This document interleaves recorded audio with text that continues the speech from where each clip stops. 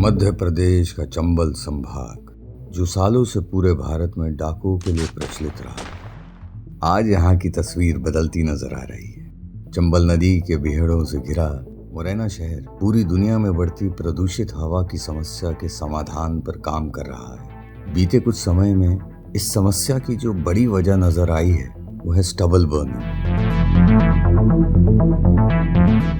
फसल कटने के बाद जो पराली बचती है वो कई किसान जला देते हैं, जो हवा की वजह से शहरों में पहुंच जाती है और पहले से ही मौजूद प्रदूषित हवा से मिलकर उसे और ज्यादा प्रदूषित कर देती है। मुरैना के आसपास के क्षेत्र में सरसों की काफी खेती होती है, जो पहले के समय तो कचरा समझकर जला दी जाती थी। फिर बाद में तकनीकी विकास के साथ सरसों की तूरी को काटकर इसके छोटे पैलेट्स बनाए जाते हैं, जो फैक्ट्रियों में जलाने के काम आते हैं। लेकिन ये इसका पूर्ण समाधान नहीं है, क्योंकि ये आखिर में फिर जलकर हवा को प्रदूषित ही तो कर रहे हैं। मुरैना में स्थित क्रास्ट कंपनी इसका सॉल्यूशन लेकर आई है।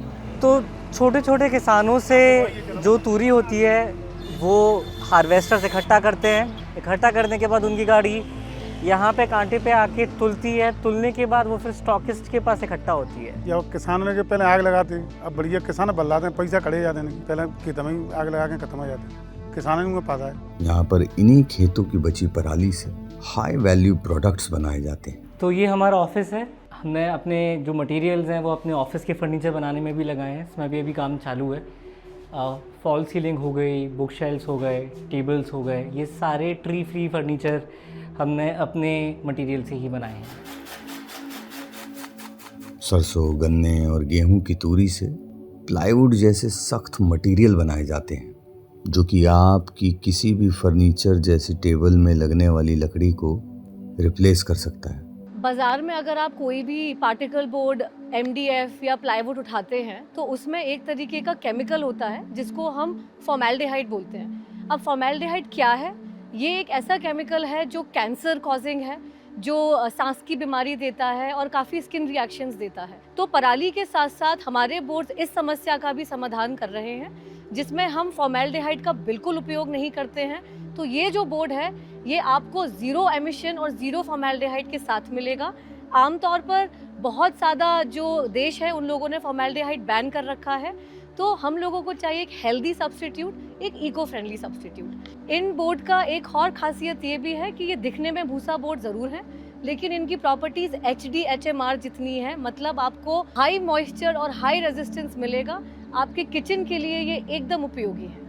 ये बोर्ड्स किसी भी थिकनेसेस में आते हैं। ये पतले से लेकर काफ़ी मोटे और किसी भी तरीके से लैमिनेट करे जा सकते हैं। तो जिस तरीके से आप अमूमन अपने MDF और प्लाईवुड को यूज़ कर सकते हैं, इन बोर्ड को आप उसी तरीके से यूज़ कर सकते हैं। हम हमारे हर बोर्ड बैच के टेस्टिंग करते हैं, QC टेस्टिंग करते हैं, उसकी स्ट्रेंथ देखते हैं। तो जो हमारे जो बोर्ड्स है वो 2 टाइम स्ट्रॉन्गर है वुड इंजीनियरिंग बोर्ड से जो नॉर्मल मिलते हैं उससे। धान या चावल की बची पराली पैलेट्स बनाने के काम नहीं आती थी, क्योंकि इसकी जलाने की कैलोरीफिक वैल्यू कम होती है। लेकिन यहाँ क्रास्ट में धान की पराली से भी पेपर जैसी शीट्स बनाई जाती हैं, जो कि आपके ट्रेडिशनल पेपर को रिप्लेस करती है और पैकेजिंग मटेरियल में भी काम आती है। फसल अपनी इस बार बहुत अच्छी हुई है। अच्छा अपना अनाज भी होगा, अच्छा अपना भूसा भी निकलेगा इस बार। पहले पराली को हम लोग जलाते थे, इसको मतलब वेस्ट एक तरह का हम लोग कचरा समझते थे।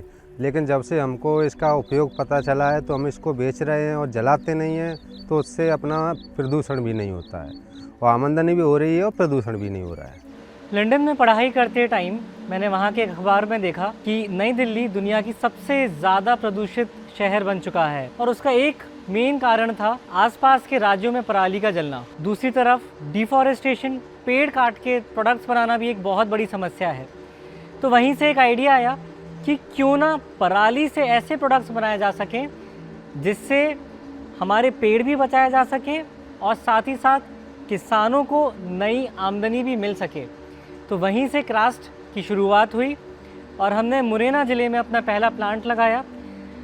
उसे हम एग्री फाइबर कन्वर्जन यूनिट बोलते हैं। ये एक माइक्रो फैक्ट्री है जो हम भारत के गांव-गांव में लगाना चाहते हैं, जिससे आसपास के गांव से पराली इकट्ठा करके उपयोगी प्रोडक्ट्स बनाए जा सकें।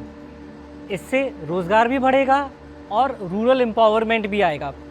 क्रास्ट में हमारा विज़न है कि हम कैसे तकनीक की मदद से, टेक्नोलॉजी की मदद से रूरल एम्पावरमेंट क्रिएट कर सकते हैं और सोशल और एनवायरमेंटल प्रॉब्लम्स सॉल्व किए जा सकते हैं। ये हमारा विजन है क्रास्ट में।